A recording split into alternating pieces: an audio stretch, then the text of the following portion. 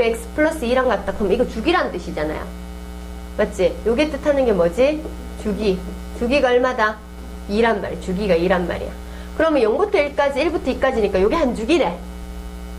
그지? 0부터 1까지, 1부터 2까지니까 요게 한 주기네. 그러면 그래프를 한번 그려보자. 0부터 1까지 AX니까 뭐 어떻게 이렇게 될지 밑으로 내려갈지 모르겠지만 확률 밀도 함수는 음수가 되면 안 됩니다. 확률 자체가 음수가 될 수 없잖아요. fx는 항상 0보다 커야 됩니다. 그래서 우리는 요런 거 요렇게 됐다고 예상을 할 수 있죠. 직선이 AX.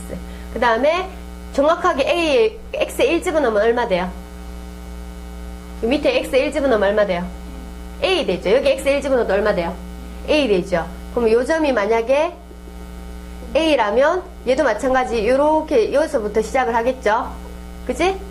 맞지? 근데 X에 2 집어넣으면 뭐 돼요?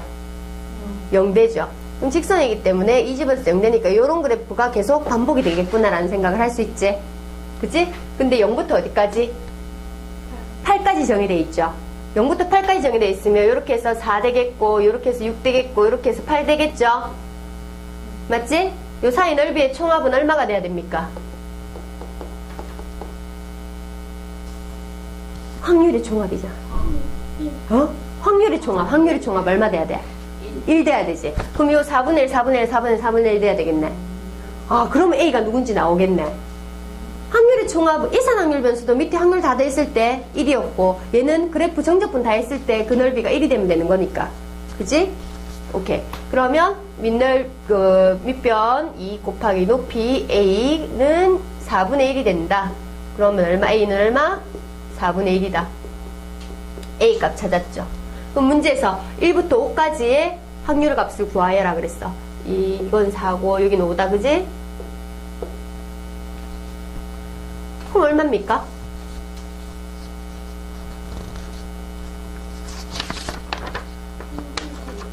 응? 1부터 5까지인데? 아까 요거 한 덩어리다. 한 덩어리다 얼마? 4분의 1이라 그랬으니까 요서부터 요까지 한 덩어리 되고 요서부터 요까지 한 덩어리 되죠. 그러면 2분의 1이지. 맞지? 2분의 1 됩니다.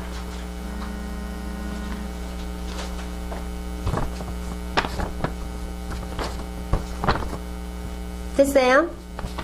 오케이. 자, 그 다음 정규 분포 갈 겁니다. 그러니까 지금 요거에 너무너무 중요해. 알겠지? 어려운 개념이 아니고 통계와 적분을 연결시켜줄 수 있는 문제가 됩니다. 그래서 우리는 단원 간의 연계를 되게 추구하거든요. 수학에서, 수능에서 요구하는 게. 그래서 통계 파트하고 적분을 연결하는 문제입니다. 저 22번 문제 보세요. P는 확률이죠. 1하고 5 사이 확률 그러면 1하고 5 사이 우리 확률 밀도 함수 넓이 구하면 되지. 그럼 얼마지? 아까 한 덩어리당 4분의 1 돼야 된다고 했으니까 얼마고? 이거 4개 다 더하면 얼마? 1 되잖아. 이거 반쪽이잖아 거의. 맞지? 2분의 1이지. 봐봐 샤롱아? 1부터 5까지니까 한 덩어리 두 덩어리잖아. 맞지? 그치? 오케이. 22번 한번 보세요. 평가원에서 나왔죠. 확률 밀도 함수를 갖다 직선인데 몰라. 근데 기대값을 줬어. 근데 기대값 구하는 방법은 아까 잘 생각해봐요. 기대값 어떻게 구했죠? 변수에다가 확률 밀도 함수 곱해서 정적분한 결과죠. 그지? 연속확률 변수는 이산확률 변수나 영속확률 변수나 똑같다고. 그 맥락 자체는 변수에다가 확률을 곱하는 거야. 그럼 이산확률 변수의 기대값은 인테그럴 어디서부터 어디까지 정의되어 있죠? 이거는 0부터 1까지 정의되어 있는 거라고. 문제에서 x제는 0부터 1까지라고 정의되어 있죠? 그치? 변수 x에다가 ax 플러스 b를 곱해서 거기에 dx를 한 것이 바로 누가 된다? 12분의 7이 된다는 거야. 왜? 어? 왜? 적분을 못하겠나? 잘 봐. 값은 0부터 1까지인 건 알겠지? 변수에다가 확률을 곱한 게 바로 기대값이잖아. 그지? 그러면 기대값 EX는 변수에다 확률이 누구지 지금? AX 플러스 B지? 그거 DX 하면 되겠다. 그지? 맞지? 그것이 얼마다? 12분의 7이구나. 이게 되는 거잖아. 그런 AB에 대해서 근데 지금 이 식 하나로는 AB를 두 개 다 찾을 수는 없죠. 맞지? 근데 우리가 하나 알고 있는 게 있어. 확률의 총합은 얼마가 된다는 거? 1이 된다는 거. 그러면 인테그럴 0부터 1까지 확률 밀도함수 fx를 갖고 와서 얘를 정적분하면 누가 나온다? 누가 나온다? 1이 나온다는 걸 이용해서 요식 하나 이용해 가지고 AB를 찾을 수 있는 거야. 오케이? 확률의 총합. 이 확률 밀도함수잖아. 그래서 확률 밀도함수 fx가 이렇게 있잖아. 그러면 요 사이 넓이가 바로 얼마가 돼야 된다고? 1 돼야 된다는 거야. 그게 바로 요 표현이죠. 그럼 적분해보자. 자, 적분하는 거 미분의 거꾸로 가정이지. 얘 적분하면 어떻게 되노? 2분의 ax 제곱 미분했을 때. 왜냐, 그 x의 n제곱을 갖다가 적분을 하면 어떻게 되냐면 n 플러스 1분의 1의 x의 n 플러스 1제곱 요래 된다. 요거에다가 1 더있는 거 분의 1에 그거에 1 더있는 거 그거 지수. 그래서 얘는 1제곱이잖아. 그러면 1 더하면 2잖아. 그러면 2분의 1에 2분의 a의 x의 2제곱 이렇게 되는 거야. 플러스 bx. 상수는 이제 1차식 되고. 되게 쉽죠? 미분했을 때 b 되니까. 오케이. 0부터 1까지. 그게 1이다. 그러면 전개하면 그 1 집어넣으면 2분의 a 플러스 b가 되고 0 집어넣으면 어차피 다 0 되니까 그게 1 됩니다. 그래서 ab에 관한 식 요거 하나 나오고. 그지? 그 다음에 요거는 2차식이잖아. 이걸 좀 정리를 한번 해볼까? 0부터 1까지 ax제곱 플러스 bx 요렇게 해놓고 적분을 해야 되겠죠. 자, 그러면 정적분하면 얘는 2니까 세제곱이니까 3분의 a의 x 세제곱으로 가겠고 얘는 2분의 b의 x제곱이 되겠고 0부터 1까지. 그럼 여기 1 집어넣은 게 바로 또 3분의 a 플러스 2분의 b는 얼마? 12분의 7이다. 그래서 요 두 개를 갖다가 연립을 하면 ab가 나오겠죠. 맞지? 어렵진 않죠? 이론 그대로 다 적용하는 거야, 그냥. 이 정도는 다 맞춰주자는 거지. 40입니다, 그래서.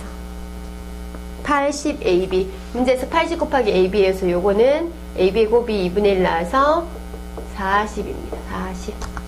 계산하면. 확률 밀도함수 fx를 갖다가 줬을 때 이런 식으로 해결할 수 있다라는 거야. 됐니? 오케이.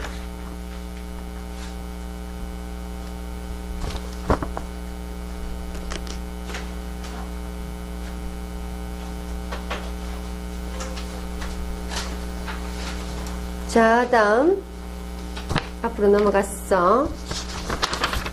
정규분법 봅시다. 연소각률 변수에 대해서. 그러니까 지금 봐봐. 통계에서 지금 앞에서 뭐 나오겠다. 이상확률 변수에 대해서 평균 구하고 분산 구하고 그런 문제 한번 나오겠지. 맞지? 이항분포 관련돼서 한 문제 나오겠지. 그 다음에 연소각률 변수에 대해서는 좀 전에 요거 적분하고 연결돼. 이거 굉장히 매력적이잖아. 맞지? 평균 구하고 분산 구하고 했는데 이산확률 변수가 그대로 연결되는 거거든. 연소각률 변수. 그러니까 똑같은 식인데 왠지 인테그럴 앞에 애들이 한다고. 왜 여기 x 곱해요? 몰라. 그냥 외워서. 왜 x 제곱을 곱해요? 이유는 명확하다는 거야. 방법 자체는 동일하다는 거지. 오케이? 그래서 그렇게 돼서 구하는 방법도 한번 적용할 수 있겠고, 그 다음에 정규분포 문제하고, 그 다음에 통계적 추정, 모평균하고 이런 부분에 대해서 그 실내 구간에 대한 얘기를 묻겠지. 그치? 그래서 한번 살펴봅시다. 정규분포.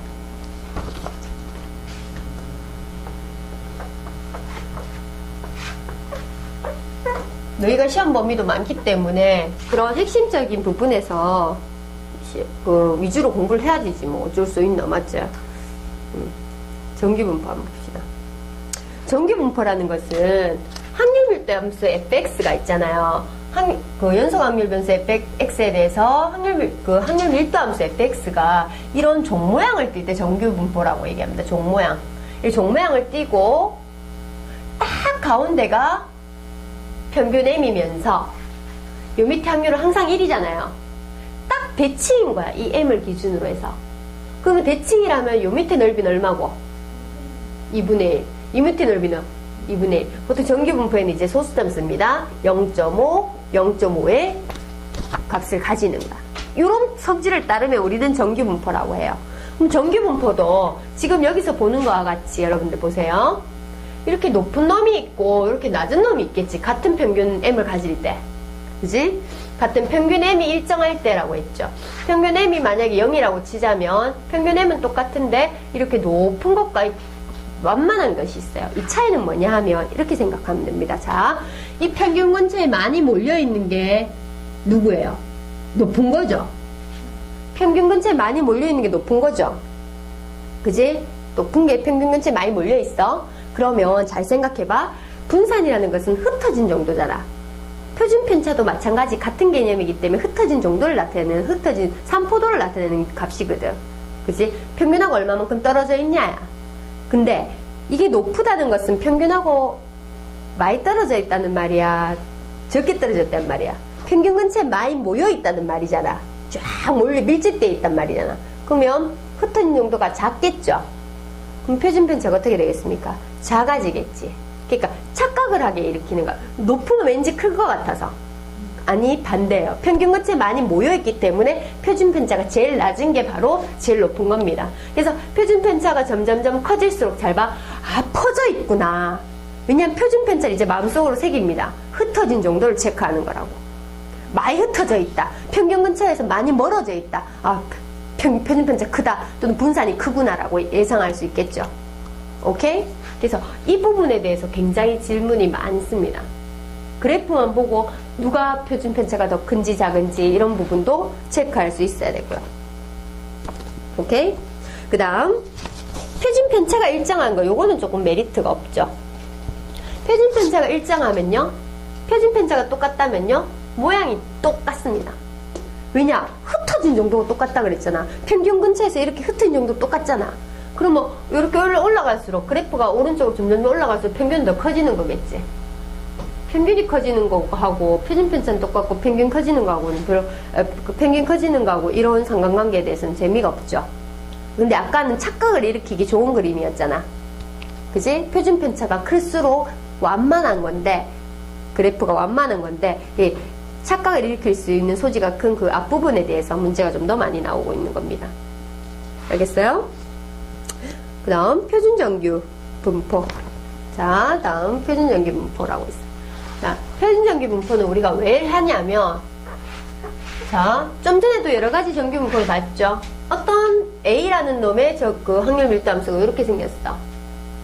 정규 분포가. B라는 놈의 정규 분포는 막 이렇게 생겼어.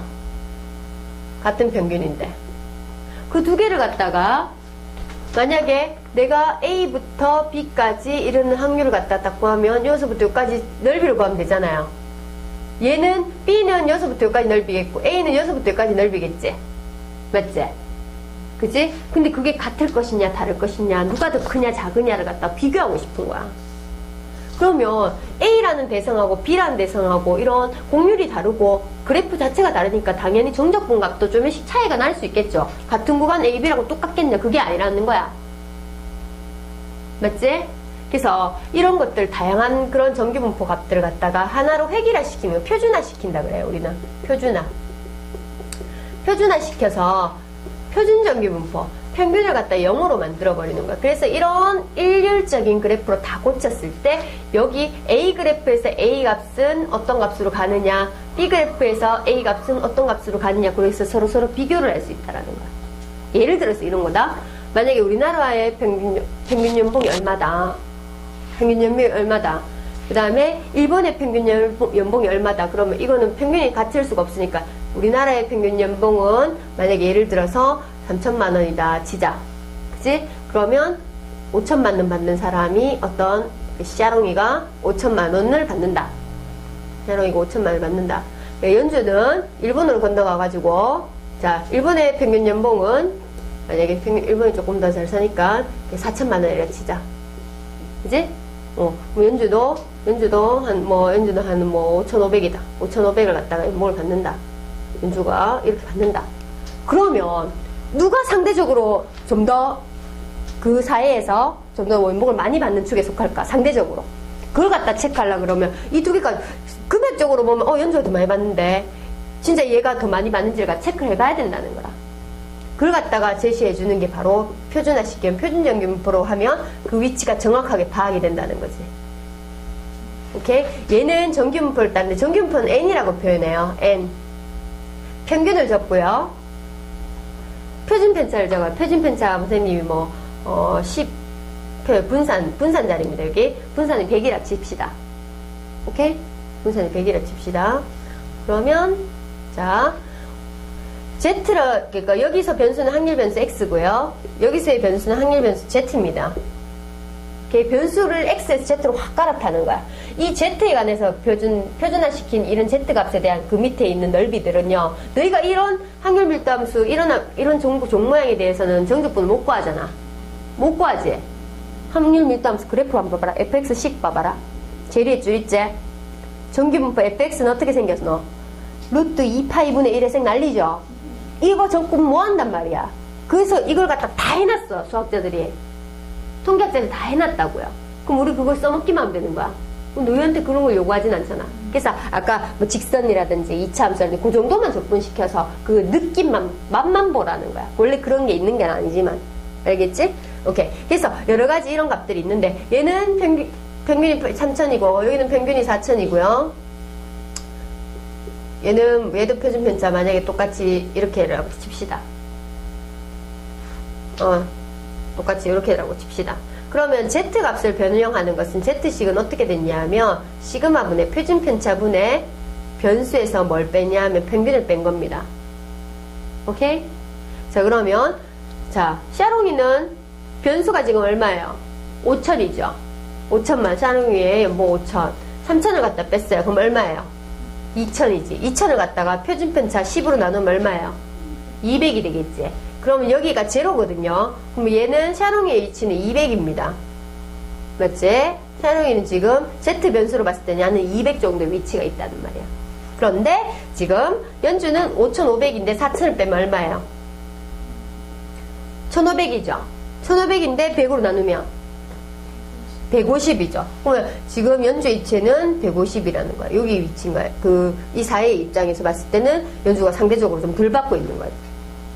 샤론이가 더 많이 받고 있는 거야. 근데 금액적으로 따지면 연주가 더 많이 받는 거지. 이런 식으로 서로 비교를 할 수 있는 거야. 예를 들어 이런 거다 또 국어 성적하고 영어 성적이야. 국어 성적하고 영어 성적인데 국어 성적의 평균이 뭐 어쩌고 저쩌고, 영어 성적의 평균이 분산이 어쩌고 저쩌고 이렇게 돼 있다. 근데 둘이 똑같이 점수인데, 이런 식으로. 그래. 얘는 국어도 90점이고 수학도, 영어도 90점이다. 국어도 90점, 영어도 90점인데 상대적으로 누가 잘 쳤느냐, 이런 걸 하려고 그러면 이런 식으로 해서 Z값으로 비교하면 된다는 거야. 그래서 우리는 표준정규분포를 만들어서 여기 상에서 비교를 한다는 거야. 이 상에서는 바로 비교가 안 되지만 이렇게 표준정규분포로 바꿨어요. 표준정규분포로 바꿨을 때는 비교가 된다는 거야. 자료를 갖다 해석을 할 수 있다는 거야. 우리 통계를 왜 합니까? 분석하려고 그러는 거잖아. 누가 잘했다. 누가 좀 더 잘했다. 이 부분에서 누가 최고다. 뭐 1번부터 10번까지 평균을 왜 합니까? 누구 반이 제일 잘했다. 그치? 이런 것들 비교할 수 있는 거잖아. 맞지? 그래서 그런 통계 자료도 마찬가지. 이런 그 분석을 위해서 하는 자료이기 때문에 이런 식으로 척도가 하나 필요합니다. 표준정규분포. 그래서 우리는 뭘 한다? 표준화 이거 Z. Z는 시그마분의 표준편차분의 X-M이 된다는 거야. 근데 왜 평균이 0이 되느냐? 여기 평균 만약에 3,000이에요. 그럼 3,000에서 평균 3,000을 빼버리면 뭐가 되노? 0 돼버리겠지. 그래서 이래 되는 거야. 0이 되는 거야. 평균 3,000에서 3,000 평균 빼버리면 0 되니까 걔는 0 되는 거라. 평균은 무조건 0으로 갈 수밖에 없는 거야. 가운데 있는 정규분포는 딱 가운데 있는 얘가 누구라고? 평균입니다. 알겠죠? 오케이? 그래서 표준화 시켜서 이제 정규분포 값을 갖다 구하는 거고, 평균 구하는, 그 확률 구하는 거는 똑같이 뭐 한다? 넓이 구하면 됩니다. 그 넓이 구하는 과정을 갖다가 몇 분 좀 해주고, 몇 번 해보고, 우리가 넘어갑시다. 문제를 한번 풀어봐야 되겠죠. 자, 11번. 자, 다음 세 곡선에서 나타나는 정규분포와 평균과 분산의 대소관계를, 정규분포의 평균과 분산의 대소관계를 바르게 나타낸 것은 이랬어요. 평균, 누가 제일 큽니까? C가 제일 크죠. 평균은 오른쪽이 있을수록 큰 거잖아. C가 평균이 제일 크다. 근데 A, B는 평균이 어떻다? 똑같지? 이래 되겠지? 맞지? 그러면 분산은 누가 제일 큽니까? 누가 제일, 분산이 제일 커요? A를 평행이동하면 C와 일치한대. A, C가 똑같으면서 걔가 흩어져 있으니까 분산이 큰 거지. 많이 흩어져 있으니까, 맞지? 그래서 A, C가 둘이 똑같으면서 큰 거고, 누구가 제일 작은 거예요? B가 작은 거예요. 그죠? 요런 식으로 해석할 수 있겠네. 자, 그러면 13번. 13번.